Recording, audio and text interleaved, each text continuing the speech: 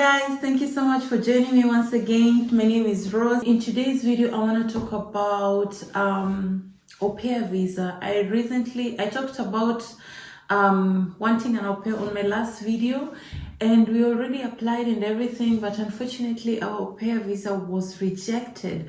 So in today's video I want to talk about why au pair was rejected and what to do about it, like how to go about this. We recently applied for an au pair, and 2 weeks after she had an appointment at the embassy, they called her and told her to go. So when she went, she got a letter, she got all her documents back, and they told her unfortunately she's not getting a visa to come to Germany. So I want to read you what the letter says, what's in the letter. So the letter says, in your motivation letter, you state that you want to use this au pair stay to expand your cultural and linguistic competences. You also state that you would like to study tourism after the au pair stay, but they still write here, the application is neither plausible nor can a return perspective be assumed in your case, which is why your application has to be rejected. Did you get me, guys? So the reason why her visa was rejected, because here it states here, in your letter of motivation, you state that you want this au pair stay to expand your cultural and linguistic competences. And then it also states that you state that you would like to study tourism after the au pair stay, but you do not provide any further proof of your studies. The application is not plausible, nor can a return perspective be assumed in your case. I understand it to mean that the only reason why this girl's visa was rejected was because of the motivational letter and what she wrote inside. So that's why today I want to talk about the motivational letter. The motivational letter that this girl wrote, she wrote it in German. And I felt like if you write a motivational letter in German, even if you're making mistake, it's already showing the embassy how determined you are to come to Germany and learn the language. So still, I would still advise anybody who is writing a motivational letter, especially for au pair or for socialia, to write it in German, even if the German is broken, but just write it in the German language, and then you let somebody correct it for you. And when somebody is correcting, let them also not correct it and make it like perfect German, because it wouldn't make sense if you write perfect German and you say you're coming to Germany to learn the language. So it's okay to make mistakes, it's okay to write the broken German, as long as whatever you're writing is understandable. Motivational letter is just like when you're writing an application letter. It's a cover letter to the embassy, it's addressed to the embassy. It's a letter you write to the embassy explaining why they should grant you a visa. The motivational letter should contain details like why you want to come to Germany. It contains details of what motivates you to want to come to Germany to work as au pair. It should include skills, it should include passions of what you want to do in the future, present and in the future. It's just like a composition, just writing and telling the embassy more about yourself. Introduce yourself with your name, age, nationality, how many languages you speak, where do you live. You write your motivation, what motivates you to want to come to Germany to do this au pair year, what motivates you to want to come to do the voluntary service here.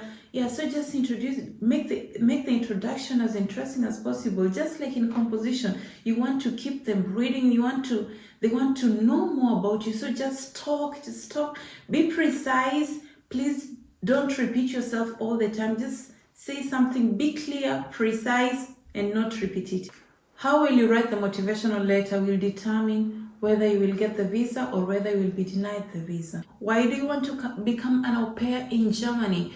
What advantages, like what will you gain when you become an au pair in Germany? What are your future plans? Like what do you want to do in the future, and what will the au pair program help you? How will it benefit your future plans and your future careers? So the main reason of wanting to come to Germany should always be to improve the knowledge of the German language. I know even if you're coming in as an au pair, you don't tell the embassy, I want to come to Germany because I want to gain experience in taking care of children, because the embassy is gonna tell you, like, are there no children in your country? Because this experience, you can get it even in Kenya, in Rwanda, in Colombia. You don't need to come to Germany to gain experience in taking care of kids. So the main reason why you always want to come to Germany, whether it is FSJ or au pair, it is always to gain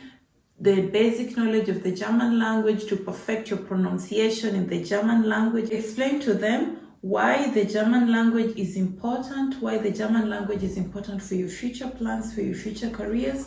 Another thing that I want to talk about, the motivational letter. After you've introduced yourself, your passion, your skills, you also talk about your previous academical studies, your profession, and maybe you can try to bring some connection, if there are any, like you can try to bring some connection of what you learned, how that will also help boost your future career plans, and you're coming to Germany. So apart from this motivational letter is mainly for au pair, but also you can learn something from it, especially if you want to come as a job seeker or as a student. Mostly the embassy wants to know, okay, for an au pair, of course you will be living with the host family, but what about you as a volunteer service or a job seeker or a student? Where will you live? So you have to prove to the embassy also where you will stay.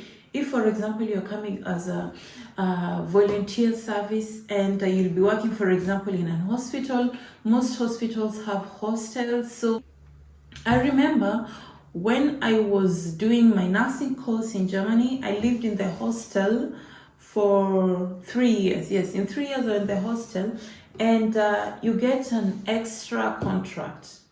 So if the hospital can give you the contract, or the institution that you're applying it, if they have an hostel, please inform them early enough that you need a contract of this hostel so that they can send you details, and these details you show it to the embassy, because the embassy wants to know how will you live, where will you live, because anything that makes you dependable on the German government, you're not getting a visa, my dear. So try to bring and put as many details and documents as possible to avoid the embassy wanting to have documents or asking you to bring something in, because usually the embassy can deny you visa if your documents are not complete. So try to put as many documents to back up everything that you're writing inside there. So that means also if you're not an au pair, you tell them how will you manage, how will you pay for your cost of living in Germany. The best thing is that when you get a work contract it usually states how much money you're going to earn. So they can roughly calculate and see, okay, if you're getting this amount of money, you can pay this and this and this. If it's enough, most probably you get a visa.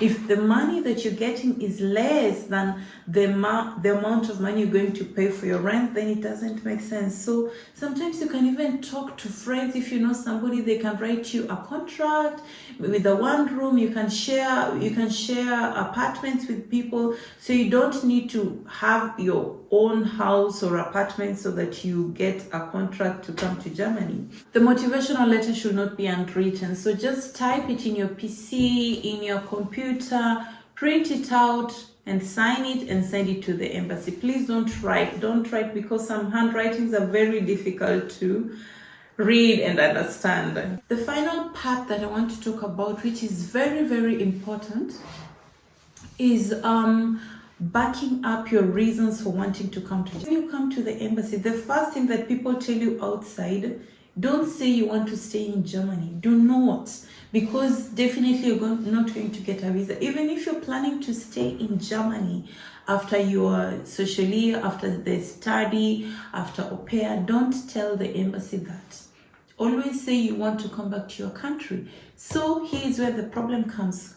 Why do you want to come back to your country after the FSC? Can you prove to the embassy that you will come back? And that is why I want to talk about backing up your reasons.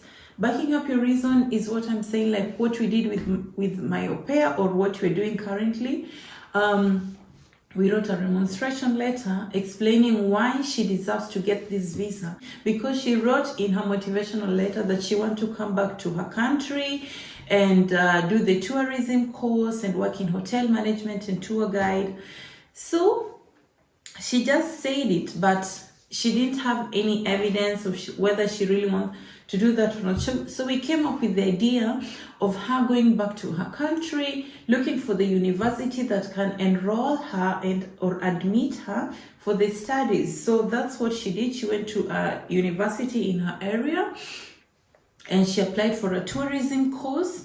And with this tourism course, she got the admission letter from the school and brought it to the embassy. So, you know, when you're doing that, of course, you write a remonstration letter, again convincing the embassy that them denying you a visa was a wrong mistake, and you're still convincing the embassy why they should give you this visa. So with this admission letter, she again wrote a motivational letter. Of course, you don't introduce yourself and say all those things, but you just remind them of who you are, when your visa was rejected, and you say, like, for example, she wrote, I got my visa was denied on this date because of this and this. I was denied because I did not have enough reason for wanting to come back to my country after the au-pair year. So as you can see, I got this admission letter from the university, and immediately after my au-pair year, I'm coming back to do the course that I applied for.